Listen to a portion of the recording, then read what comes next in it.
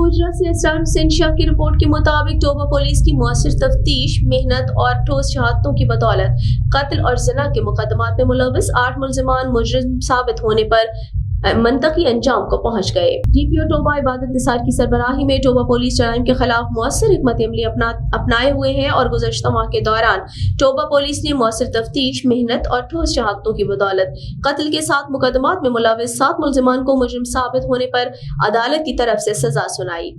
थाना सदर टोबा के कत्ल के मुकदमे 384/19 में मुलविस मुल्जिम अमजद को एडिशनल सेशन जज टोबा की अदालत से सजाए मौत में 5 लाख रुपए जुर्माना किया गया। थाना सिटी गोजरा के कत्ल के मुकदमा नंबर 637/20 मुल्जिम अमानुल्लाह को एडिशनल सेशन जज गोजरा की अदालत से सजाए मौत और 5 लाख रुपए जुर्माना किया गया। और थाना सिटी गोजरा के मुकदमा नंबर 791/20 में एडिशनल सेशन जज गोजरा की अदालत से मुल्जिम अखलाक को सजाए मौत सुनाई गई। DPO टोबा इबादत निसार ने कहा कि जराइम के खिलाफ टोबा पुलिस सरगर्म अमल है।